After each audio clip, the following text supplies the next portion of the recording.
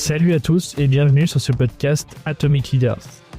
Je suis Romain Tessné, je suis le fondateur de Talent Leaders, une société qui accompagne les organisations et les talents sur tous les sujets people et de leadership. Ce podcast, d'où ça vient?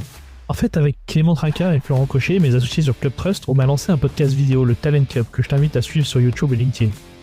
En faisant cet exercice, je me suis dit que ça pourrait être sympa d'avoir un format un peu plus court en audio pour interviewer des managers et des leaders du quotidien, pour documenter tous les apprentissages et puis surtout leurs best practices qui nous font avancer et justement qui nous font progresser. Et c'est là que ce podcast est né. Atomic Leader, le podcast, c'est parti.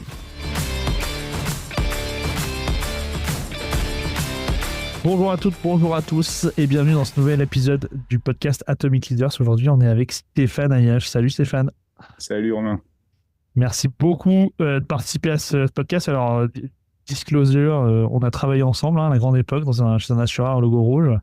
Donc, exact. On se connaît un peu. À l'époque, tu dirigeais les opérations et donc c'est vrai que c'était des grosses équipes, tout ça. Et puis quand on a fait la ligne éditoriale du podcast, on s'est dit que ça serait intéressant de pouvoir t'avoir avec nous et t'as accepté. Donc merci beaucoup pour ça. Le podcast, c'est un format assez standard. Il fait 35-40 minutes. Tu parles en ton nom propre et pas celui de ta société. En principe, on ne coupe rien. Alors, il n'y aura pas de questions pièges, je te rassure, mais en principe, on garde tout. Et on essaye de donner un maximum de conseils activables. Tu vois, en fait, le but du jeu, c'est d'essayer de donner un maximum de matière sur différents sujets là-dessus. Pour l'audience. OK ? Ouais, ça marche. Tenter d'être concret. Juste une petite précision. On s'était connus, tu avais commencé à m'auditer. Avant d'être ton collègue, j'étais ton éditeur, c'est vrai. Exactement. C'est vrai. Ce qui est plutôt sympa, du coup, parce que du coup, quand on a été collègues, on avait déjà un peu de passif ensemble. Mais c'était plutôt cool. Écoute, je te propose de te présenter pour notre audience et de nous expliquer un peu comme tous les invités, quel parcours tu as eu pour devenir le leader que tu es aujourd'hui. Ok.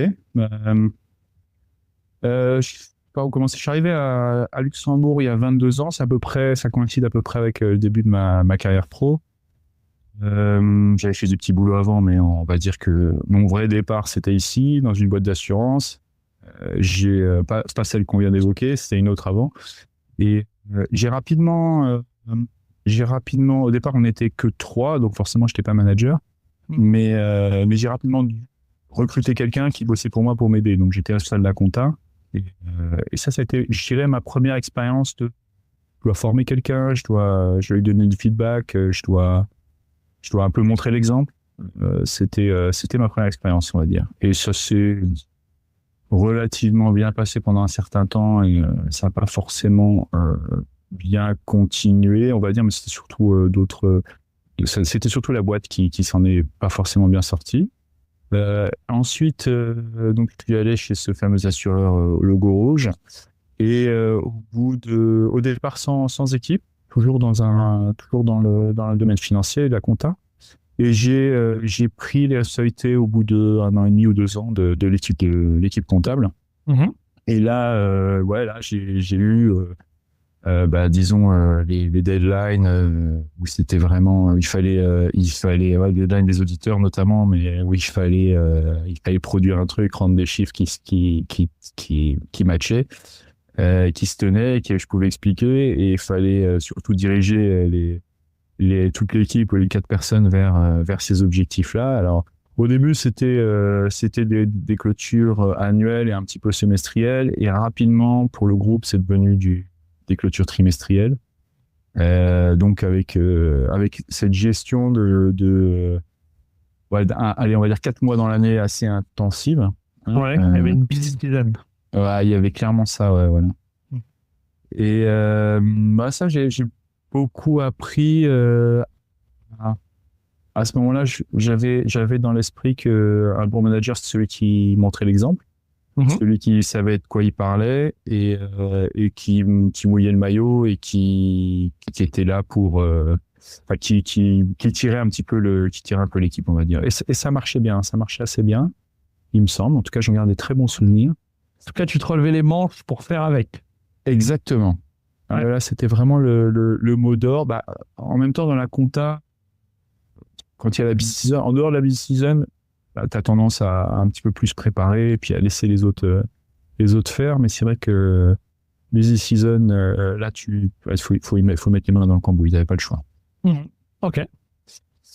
Et donc, ouais, ça a duré quand même, combien de temps ça a duré? On va dire 3-4 ans. J'aimerais bien, voir un peu plus même. Pas beaucoup plus, on va dire. Et puis, il y a eu une période ensuite où la responsable des opérations a démissionné. Et puis, toujours dans cette même boîte, le CEO de l'époque m'avait demandé, écoute, poser la question aux plus expérimentés de l'équipe des Ops, c'est qui pourrait reprendre. Et puis, il s'avère qu'ils ont tous dit, ouais, ça serait bien. C'est vrai. Stéphane, ouais. J'avais oublié cet épisode, c'était l'équipe qui t'avait choisi. Ouais, c'était l'équipe qui m'avait choisi, ouais. Ah. Et sur le coup, j'ai fait les Ops, j'avoue que je connais pas trop. Bon, j'avais quand même une petite idée, évidemment, mais pas représenté. Mais bon, je me suis un peu lancé dans le bain et c'était un peu la première fois que j'allais manager des gens qui faisaient un métier que je connaissais pas forcément. Ouais. Et j'ai dû et puis aussi, c'est la première fois aussi que je manageais des managers. C'était des team leaders. Il y avait différents teams qui étaient organisés par zone géographique. Et puis là, c'est très différent. C'était clairement très, très différent. Je pouvais essayer de me relever les manches, mais j'étais quand même assez rapidement limité. Donc, j'ai rapidement compris que c'était pas ça qu'on attendait de moi et c'était pas là que se trouvait ma plus-value. Alors, bien sûr, il y avait pas mal de représentations, je pense, à l'époque. C'est-à-dire, il y avait le groupe, il fallait régulièrement aller voir le groupe, essayer de s'aligner sur les process, faire du reporting, beaucoup. Ça, je m'en occupais personnellement. Mais sur l'opérationnel en tant que tel, c'est-à-dire le traitement des polices d'assurance, je me remettais beaucoup au team leader qui m'expliquait comment ça se passait, quoi. Et puis, suite à ça, différentes circonstances j'ai changé d'orientation, enfin changé de secteur plus ou moins. J'ai intégré une grande banque ici à Luxembourg et aussi dans le domaine des opérations. Alors, je veux dire, instinctivement, on pourrait penser les opérations. C'était une suite logique par rapport à ma dernière expérience chez l'assureur. Et en fait, j'ai découvert que les opérations en banque et les opérations en assurance n'ont pas grand-chose à voir. Et j'ai découvert vraiment un complètement tout nouvel univers.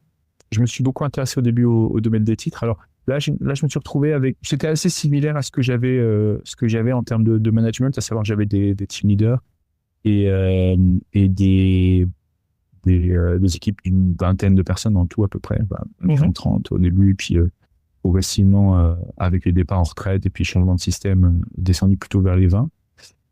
J'ai fait ça pendant 2 ans et dans le domaine des titres, je te disais, puis ensuite j'ai eu l'opportunité de prendre plusieurs responsabilités en interne et je suis monté d'un cran entre guillemets, donc j'ai pris d'autres équipes aussi toujours dans le domaine d'éthique et je me suis retrouvé progressivement à avoir la responsabilité de tout ce qui touchait au titre, on va dire, dans cette banque. Donc, ça passe par les services fiscaux, les opérations sur titre, les corporate actions, la comptabilisation des trades, des transferts, la signalétique titre. Et donc, t'es devenu le chef de tes peers? Ouais. Ok. Ouais. Intéressant comme moment, ça. Et du coup, ouais, donc quelque part, t'as été promu chef des gens qui étaient au même niveau que toi. Exact. Et en plus, c'était... pour ajouter au petit challenge, c'était 2 personnes qui étaient là depuis chacune plus de 25 ans, quoi. Ok. À la banque. Moi, j'en étais à ma 3e année, même 2e année. J'étais le seul Français aussi. Et ça, là, c'est sûr que c'est un petit peu... Parfois, ça amène des situations un petit peu spéciales. J'ai eu des réactions du style, pourquoi est-ce que... Il n'y avait pas eu de process, en fait, il n'y a pas eu une ouverture de poste pour sélection. Il n'y a pas eu de sélection, exactement. Donc, ça a été, il y a eu un petit peu de grincement dedans, mais rapidement, quand même, j'ai pu faire valoir que on avait bien travaillé ensemble. On avait quand même bien travaillé ensemble, je leur faisais confiance. J'étais pas là pour leur piqué une opportunité, mais j'étais plutôt là pour parce que il fallait que je montre que je leur apportais vraiment quelque chose. Alors, je dis rapidement, mais en fait, c'est vrai que avant de les convaincre que je leur apportais quelque chose, et que j'étais là pour eux, ça a pris quand même quelques semaines, quelques mois, mais finalement, ça s'est quand même assez bien passé. Et même très bien passé, je dois dire, parce que je garde des bons contacts avec. Alors, il y en a un qui est parti maintenant à la retraite, mais les deux autres, je garde de très bons contacts. Et d'ailleurs, à cette époque, j'ai pu recruter en interne, j'ai pu faire venir un talent des Ops qui est venu bosser sous moi et qui est venu prendre mon ancien poste. Et ça, c'était le début d'une super collaboration parce que on s'est tous les deux poussés l'un l'autre à bien vers le progrès, vers pas mal de. Et d'ailleurs, ça a continué pendant notre gros projet de transformation qu'on a fait récemment. Et ça, c'était le début d'une super bonne relation. Hein. Donc, cette période-là m'a beaucoup apporté. Super. Donc, ça c'est ton poste actuel. Non, alors, non. Non, il y a eu encore une autre. Donc, là, je fast forward encore. Donc, je te parle de ça. C'était 2017. Et là, je fast forward à 2022. Ouais. Et 2022, on est en projet de transformation. Mon supérieur hiérarchique, responsable des opérations, une certaine banque pour laquelle je travaille, donc on n'a pas entendu, responsable d'opérations, donc était bien impliqué dans le projet de transformation.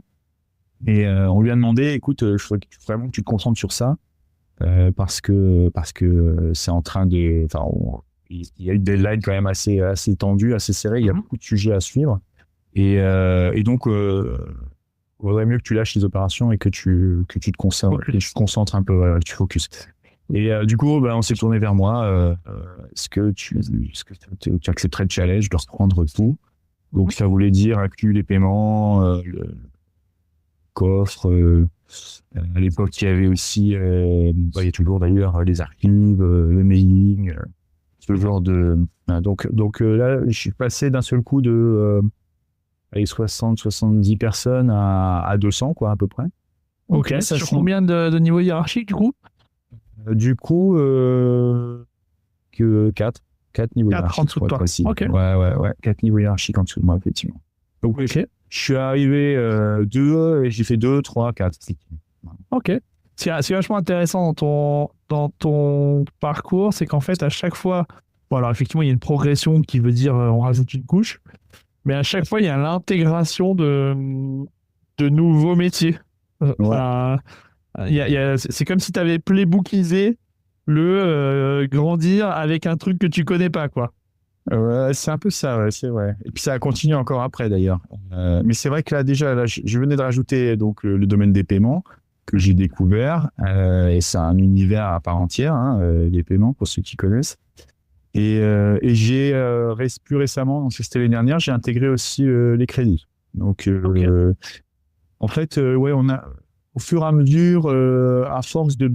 on considère que les opérations sont un bon endroit pour streamliner, pour rendre plus efficient. Et donc, donc c'est comme ça qu'on intègre au fur et à mesure de plus en plus d'activités. Et donc, les crédits depuis les dernières. Et puis cette année, on nous a encore intégré l'exécution des ordres des clients et puis les relations, ce qu'on appelle le Nostri Management, donc c'est-à-dire les relations avec les correspondants bancaires en devise.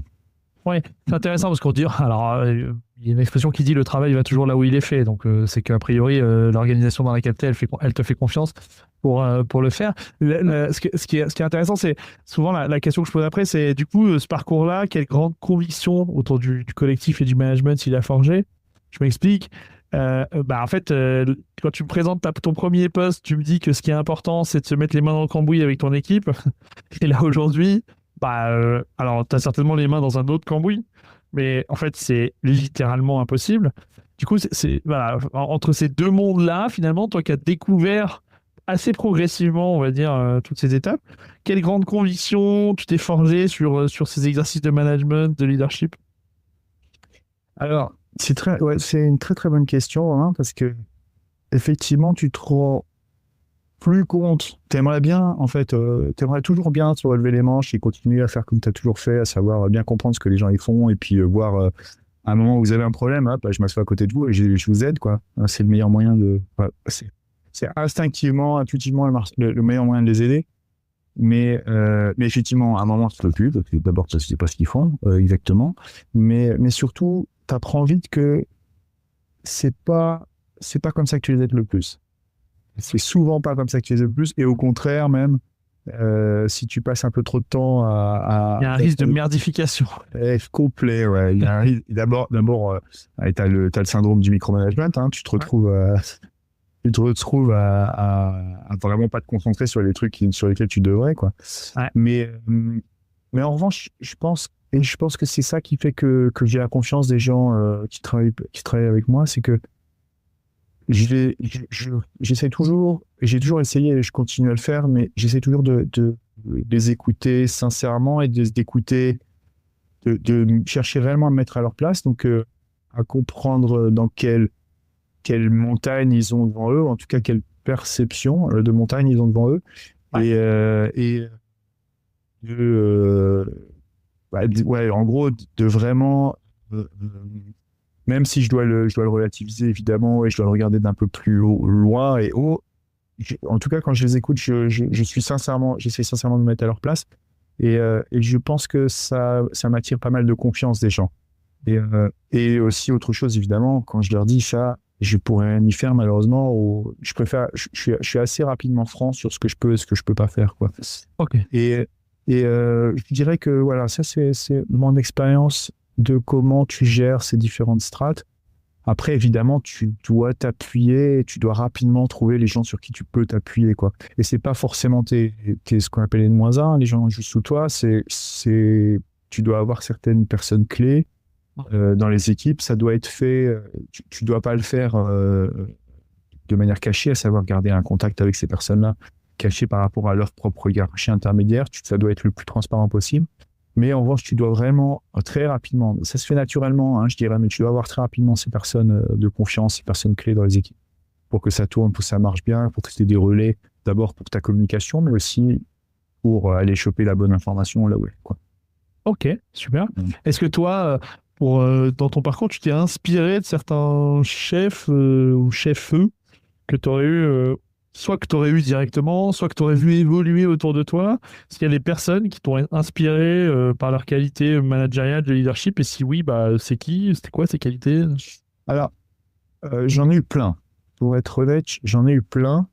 Et je pense que au fur et à mesure de ma carrière, elles ont changé parce que souvent, évidemment, c'est la personne qui me motive et que je regarde et je me dis, ouais, ça j'ai envie d'y ressembler, ou en tout cas, j'ai envie d'apprendre. Mais je me suis surtout focalisé sur leurs qualités et sur ce que je percevais comme leurs qualités au moment-là, et plutôt que sur les personnes. Donc, je ne vais pas te donner de personnes, mais je vais dire, là, typiquement, en ce moment, la personne qui m'impressionne beaucoup, c'est quelqu'un dans l'organisation qui est capable de gérer le relationnel avec un nombre incalculable de personnes dans la banque, dans l'organisation, et qui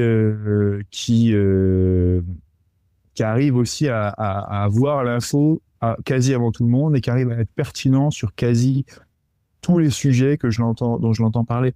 Alors bien sûr, le secret pour ça, c'est de ne pas parler de trucs que tu connais pas, mais je suppose, ça semble évident, mais bon, dans le domaine où je me trouve, hein, comme tu l'auras compris, hein, c'est très vaste, c'est très transverse. Et il y a une couverture technique qui est énorme. C'est énorme. Et ça, j'admire beaucoup parce qu'il faut réussir à vraiment stopper il faut avoir un esprit de synthèse de vraiment, vraiment très développé pour pouvoir être pertinent sur un éventail aussi large. Ouais. C'est vraiment pas donné à tout le monde. Ça demande une concentration de tous les instants, tout en restant le plus casual possible, parce que c'est quand tu es casual que tu chopes le plus d'infos. Et ça m'impressionne beaucoup, parce que je pense que je suis capable de le faire, mais pas très longtemps d'affilée, quoi. Parce que tu as cette échelle-là. Ah, clairement pas à cette échelle-là. Donc c'est un petit peu vers ça que je tends. Okay. Et puis, dans le passé, j'ai progressé surtout, je pense, en voyant je reviens un petit peu en arrière. J'ai vachement progressé en prenant qu'il faut prendre de la distance, que c'est pas, enfin, contrairement à toi, Romain, moi je suis pas appliqué capitalistiquement je suis pas actionnaire de la boîte pour laquelle je travaille. Entrepreneur, ouais. Je suis pas entrepreneur clairement, et du coup j'ai appris à prendre de la distance, donc je donne tout ce que j'ai quand je suis là, mais quand quelque chose va pas, je suis perçu comme comme quelqu'un qui réussit facilement à prendre une distance et qui apporte beaucoup de sérénité et qui calme les gens. Du coup, on a tendance à beaucoup m'envoyer sur les crises. Ok. Ah, c'est intéressant comme parcours. Dans ce que tu as dit, moi, il y a 3 trucs qui résonnent un petit peu et sur lesquels j'aimerais bien qu'on creuse. Le premier, c'est vraiment 4 niveaux hiérarchiques. 4 niveaux hiérarchiques. En fait, déjà, à Luxembourg, c'est assez rare. Des structures aussi pyramidales. Je crois qu'on a souvent beaucoup de filiales ou d'endroits qui sont plus flats. En fait, quand il y a 4 niveaux hiérarchiques, en fait, c'est quoi ta vision de la répartition des rôles entre... Parce que finalement, ultimement, sur la personne qui est en bas dans les équipes, comment on se dit quoi? C'est quoi la répartition du rôle entre le team leader, le manager, le directeur, le grand directeur? Enfin, tu vois, comment toi, tu t'articules ce truc-là quand il y a autant de niveaux? Est-ce que tu parles à tout le monde? Est-ce que tu descends que 2 niveaux? Enfin, comment tu gères ça? C'est pas évident. C'est vrai que c'est pas du tout évident, et t'as beau essayer tout ce que tu peux, quand t'as 200 personnes. En fait, quand j'ai pris la responsabilité de 200 personnes, j'ai passé peut-être 2 jours à rentrer tous les dates d'anniversaire de tout le monde dans mon calendrier et puis de les appeler, de leur écrire à chaque jour d'anniversaire pour leur dire. Ouais, les 200. Juste pour leur dire, pense à vous. Mais c'était dans une période un peu particulière. On allait dans un projet de transformation où on allait tous se faire très mal. Du coup, je voulais leur dire, je sais qu'on approche une période difficile. On est ensemble. Enfin, je suis avec vous, quoi. Et j'ai l'impression que ça a marqué. On m'en reparle souvent. Mais très clairement, je peux pas parler à tout le monde. Non. Si c'est ça, tu es obligé de sélectionner. Comme je te disais tout à l'heure, tu parles surtout forcément à tes personnes clés. Tu dois être parcimonieux avec ta parole, ça c'est sûr. Tu dois faire attention à comment tu t'interviens, parce que tu veux pas court-circuiter les gens sous toi. Tu veux pas. Tu dois et tu veux aussi surtout qu'on parle tous d'une même voix. Donc tu vas faire gaffe à comment l'information elle descend et comment l'instruction elle descend. Forcément, quand tu as le big boss au-dessus qui fait un turn role, qui explique à tout le monde une stratégie, tu es obligé de la reprendre et voir de la développer et que tout le monde parte de la même voie. Donc, tu passes pas mal de temps, je dois reconnaître, à t'assurer que la communication se passe bien, que le top-down, le top-down se passe bien. Mais après, t'interviens sur... si, moi j'interviens quand même certains sujets parce qu'il le faut, parce qu'on me le demande, ou parce que c'est le focus de la banque à un moment donné. T'interviens et puis comme ça tu noues des relations bien spécifiques sur un sujet ponctuel, quoi. Ok, donc tu utilises des prétextes sur des sujets pour finalement créer du lien avec des mini-communautés dans ton collectif, quoi. C'est exactement ça. Ouais, tu l'as très bien résumé. Tu fais des mini-communautés. Et sur un projet, un sujet, un truc. Exactement, ouais. Alors, on a essayé à plusieurs reprises, et là, on va essayer de relancer ça, parce ça fait quelques années qu'on l'a plus fait, de créer ce qu'on appelle des virtual teams. Alors, je ne sais pas si c'est un terme que j'ai entendu que depuis que je suis dans cette banque, mais en gros, c'est ce que tu viens de dire, c'est que tu crées des petites communautés sur un sujet spécifique avec un objectif commun, une livraison avec une échéance. Et moi, je le fais de par le lien hiérarchique, je le fais sans le formaliser. Je réunis 2-3 personnes et je me dis, bon, voilà, j'ai besoin qu'on fasse ça. Une task force. C'est une espèce de task force, mais task force, ça fait un peu l'urgence, tu vois. Mission, ouais. Ouais, ça fait un peu mission, mais là, c'est plus sur du moyen terme. On va dire, voilà, j'ai besoin qu'on arrive dans 2 mois à ça, quoi. Pas besoin de faire pas besoin de vous y mettre longueur de journée et d'arrêter ce que vous êtes en train de faire, mais mettez-vous ensemble, réfléchissez un peu, et puis revenez me voir dans 2 semaines, et ouais, dites-moi comment vous pouvez y arriver, quoi. C'est plus un peu dans cette optique-là. Donc, du coup, on brasse en créant ces virtual teams. Je trouve que j'aime bien le concept. C'est intéressant parce que du coup, dans ces virtual teams, on s'attache plus au niveau hiérarchique des contributeurs. Et donc, toi, ça te permet finalement de te remettre au même titre que les autres, même si tout le monde sait que t'es le chef, dans des formes de collectifs un peu différents, quoi. Ouais, c'est ça. Évidemment, c'est plus facile pour moi de générer une virtual teams, hein, parce que du par le lien hiérarchique, mais une fois que c'est lancé, ça, je le vois depuis presque 10 ans maintenant que je suis là.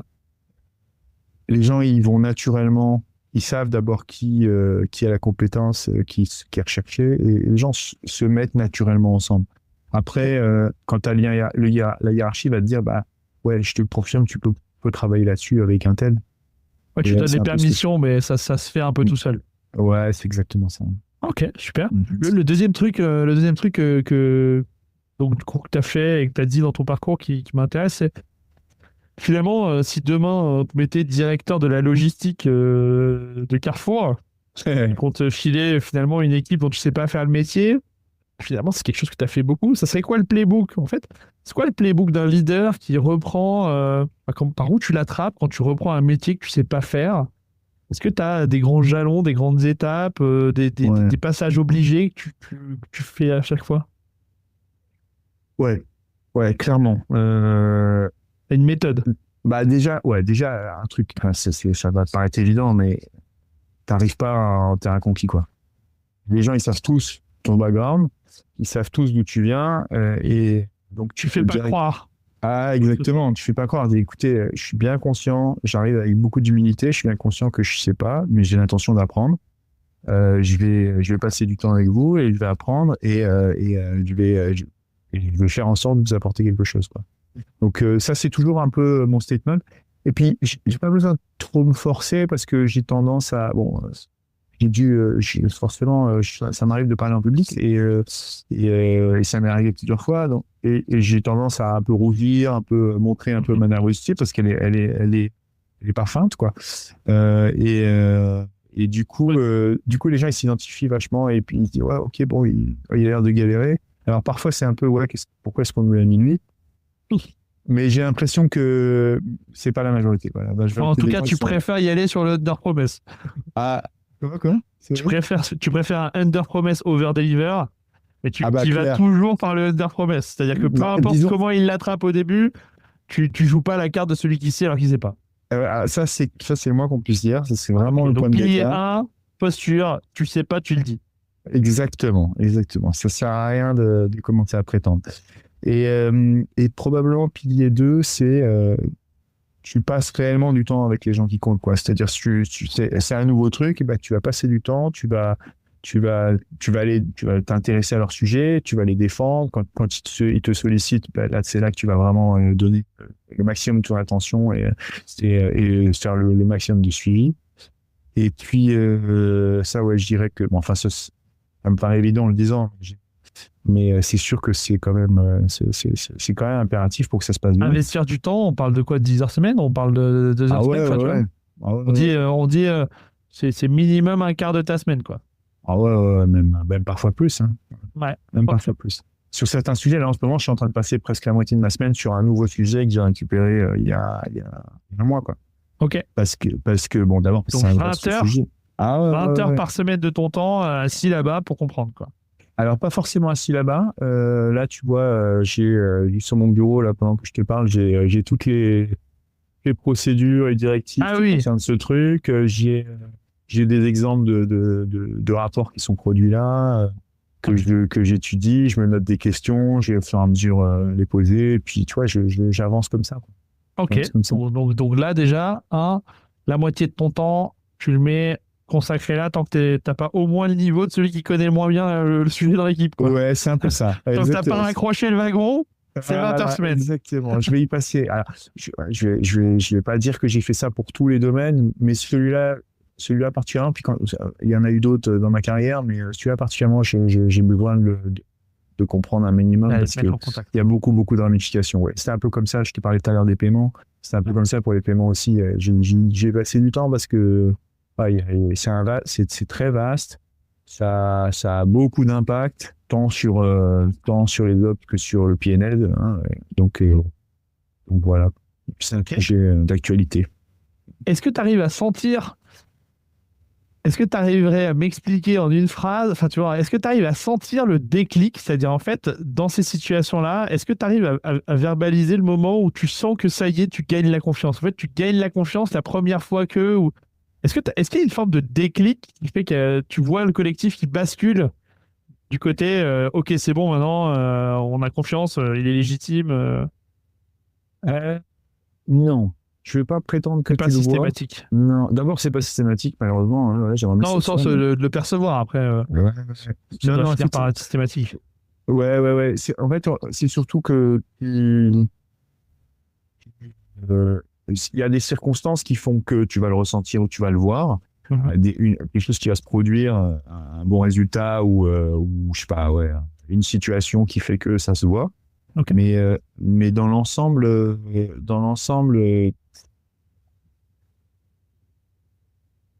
je dirais que faut pas, je m'y arrête pas, quoi. J'ai confiance parce que je me dis, bah, je fais de mon mieux, les piliers sont là, tu vois, Ok. et donc j'ai confiance en moi. Et j'essaye pas de rechercher l'approbation validation. la validation parce que, à mon avis, en tant que leader, si tu commences comment dire, à montrer aux gens qui doivent te regarder que tu attends ils te montrent qu'ils te valident, c'est très très mauvais signe. Ah, ok. Ils vont C'est pas du tout intéressant. ils vont pas du tout te considérer. Tu dois sans cesse, à mon sens, tu dois avoir un minimum de confiance en toi pour qu'ils ils aient eux-mêmes confiance en toi. Ouais, Là, en tout cas, il y a ce quelque chose de passage-là. l'ordre de. J'aime bien la formule qui consiste à dire que finalement, si tu cherches la validation, tu te trompes d'objectif. C'est-à-dire qu'il vaut mieux chercher Absolument. à être en capacité de montrer qu'on a fait de son mieux plutôt qu'à chercher un espèce de check-out ou check-in, je sais pas comment, en fonction de comment c'est perçu, de la part de l'équipe, quoi. C'est exactement ça. Ok, Exactement ouais, ça. c'est intéressant. Dernier point, tu dis, on est dans une transfo. Alors, tu avais l'air de dire que c'était pas de transfo dans laquelle vous êtes passé. Ouais. Aujourd'hui, il y a pas mal de managers du terrain qui voient arriver des transfos énormes à gérer. Est-ce que toi, tu as appris des trucs ou tu as des conseils ou tu as vécu des trucs ou voilà, ou ça t'aurait aidé de savoir certains trucs sur cette transfo, justement, quand c'est pas ton métier, quand tu es un leader opérationnel? Ouais. Alors, je dirais que le premier truc absolument à retenir, c'est que on n'a jamais le temps. Ok. Tu vois, dans un projet de transfo, généralement, j'en ai fait deux, un gros, et là, le très très gros, celui qu'on vient de terminer, enfin qu'on a terminé il y a déjà un peu plus d'un an. On avait commencé il y a 5 ans avant. Ok. Et il y a 5 ans, on commence à faire des analyses. Et très rapidement, quand tu commences à rentrer dans des questions que tu n'arrives pas à trancher, tu te dis, bon, bah, ça, on va le laisser ouvert, on l'ouvrira plus tard. On va le laisser, on va arrêter de se préoccuper de ce point-là et on va le laisser en prix, change à cher. Parking lot. Parking lot, exactement, et on verra plus tard. Bah, tous ces sujets-là, ils étaient toujours ouverts au moment de la transfo. C'est-à-dire, en gros, tout ce que tu traites pas tout de suite, après, tu n'auras plus le temps. Enfin, plus la deadline elle se rapproche et plus de toute façon tu dois prendre des raccourcis. De toute façon, tu dois dire que on va aller, tant pis, on va aller live sans ce feature-là, sans cette fonctionnalité-là, sans ce produit-là. Donc, tout ce qui est fait avant ne sera plus à faire et surtout sera, tu vois, in the bag. Ouais. Comme on dit. Hein.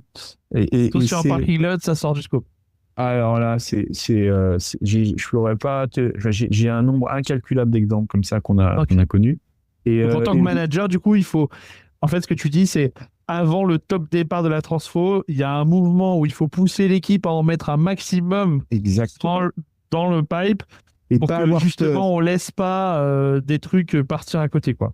Exactement. Et puis la conséquence de ça, c'est que en fait, très souvent, tu te retrouves avec des équipes qui ont ont peur de prendre des décisions hyper structurantes pour l'avenir, et c'est naturel, c'est humain, qui ont peur de dire mais attends, mais les deux sont peut-être valables et demain ce sera pas forcément vrai. Effectivement, c'est pas grave.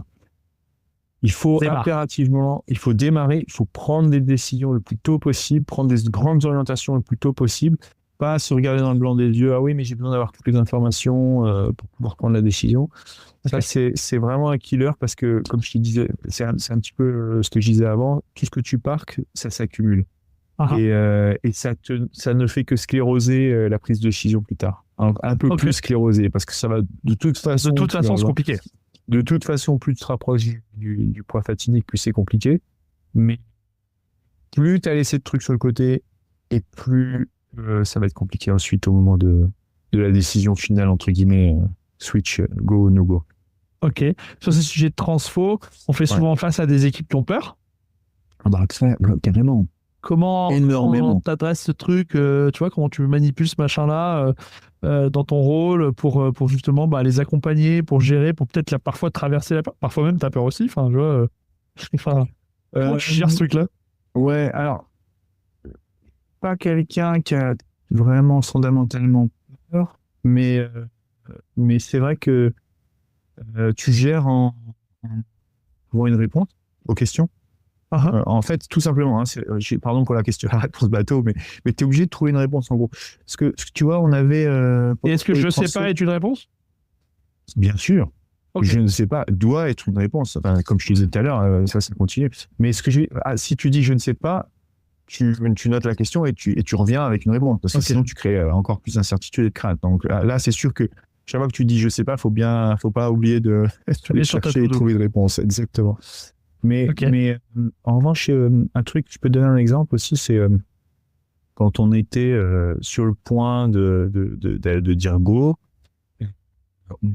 et qu'on avait parqué tout un tas de sujets, et donc on s'est dit ça on le fera plus tard, et on devait appliquer ce qu'on appelait des workarounds, tu vois. Et donc typiquement qui dit workaround dit tâche manuelle en plus. La rustine, le truc horrible où tu fais tout à la main, enfin la vraie vie quoi. Exactement. Et donc on me disait beaucoup, mais comment quand on va se retrouver en pointe avec tous ces workarounds, comment on va réussir à tout gérer, parce que est-ce que vous êtes sûr qu'on va être assez pour pouvoir faire tout ça? Et à ça j'avais dû répondre, écoutez, on va faire une journée où on va faire passer tous les flux en Y, et on va tester. On va scinder les équipes en deux, on va tester les deux, on va voir ce qui prend le plus de temps. Est-ce que ça prend plus de temps? Et tu vois, j'avais dû organiser une journée entière où j'avais scindé les équipes en deux, et c'était juste réalisable parce que c'était en été, donc la prod était un peu basse. Enfin, les volumes de prod étaient bas, mais en gros, on avait pris le flux habituel et puis le deuxième flux avec dans le nouveau système qui était en test, mais on avait inséré on avait intégré les mêmes messages en parallèle d'une journée, mais un parallèle opérationnel. Et donc j'avais pu, grâce à ça, montrer que ok, on a fait des workarounds, mais on a réussi à finir la journée de la même façon que l'autre partie de l'équipe qui traitait la prod habituelle. C'est intéressant ça. Et ça du coup, donc en fait, ce que je retiens, c'est que de temps en temps, dans des éléments de transformation, il y a des grandes questions auxquelles on n'arrive pas à répondre en mode A est plus efficace que B, etc. Et tu dis parfois, il faut savoir prendre le risque de tester sur une journée pour débloquer un jalon, c'est-à-dire en fait confirmer un truc sur lequel on butait pour pouvoir passer au step d'après en fait. C'est un peu ça, ouais. Ouais, c'est un peu ça, exactement. Mais là, je dirais que c'était plus pour rassurer un peu. Vous voyez, on peut le faire. Il n'y a pas besoin de s'inquiéter. On peut le faire et ça ne va pas nous prendre plus de temps. On peut le faire avec le même nombre de personnes. C'est ça, débloquer un jalon psychologique. En tout cas, là, il y avait une crainte de la surcharge. Ouais. Et toi, tu dis, ok, vous savez quoi, venez, on essaye, on regarde. On investit une journée, c'est quand même pas rien, à dédoubler et on regarde ce qui se passe. Alors, c'est pas rien une journée, mais enfin, il faut savoir que pour ce projet, on a passé genre 8 week-ends entiers, jour et nuit, à faire des répétitions générales. On a fait, moi, je te disais qu'on était 200 dans les équipes pendant un moment au plus haut juste avant la transfo, j'avais presque 35 ou 40 externes en plus, hein, donc pour couvrir tous les gens qui faisaient du test et tout. Donc faire une journée seulement, c'était pas grand chose. Ouais, mais bon, c'est quand même une journée où tu envoies un message quand même fort, où tu dis, OK, venez, on coupe en deux l'équipe, machin, on y va. C'est quand même une organisation à se rajouter en plus de tout le reste, tu vois. C'est quand même. Ça, c'est clair, ouais. Ça c'est une organisation. Mais il y a un truc intéressant à faire. OK. Ouais. Très clair. Écoute, hyper intéressant. Ces trois points, j'ai bien le point. Est-ce que toi, tu connais une personne, un leader, une leader francophone qu'on pourrait inviter sur ce podcast et qui pourrait venir compléter ce qu'on s'est raconté là depuis 3/4 d'heure? À vrai dire, pas trop. Je crois que je connais surtout des anglophones.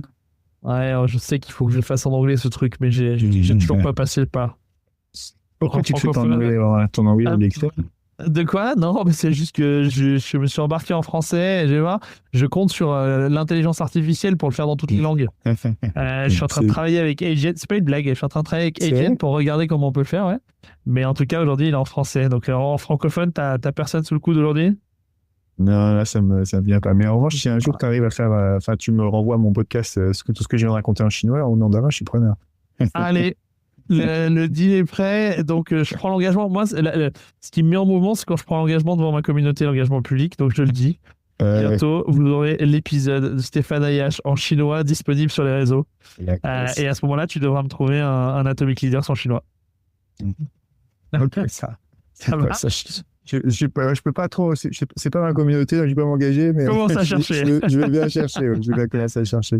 Bon, écoute, en tout cas, merci beaucoup. C'était hyper intéressant sur le contenu. C'est intéressant parce que tu as un rôle à Luxembourg dans une organisation d'une certaine taille qui fait que tu es exposé à des problématiques qu'on n'a pas dans des structures plus petites. Et donc, je trouve ça vachement intéressant. On voit que tu as travaillé la communication. Tu as une facilité à expliquer un petit peu ce que tu fais et comment tu le fais qui est hyper sympa. Donc, moi, je vais passer un super moment. Merci. Là-dessus, c'était vraiment très chouette. On espère que vous avez eu autant de plaisir à écouter cet épisode que nous à l'enregistrer. Puis écoutez, on souhaite une bonne fin de journée à tous. Bye bye. Salut, bye bye.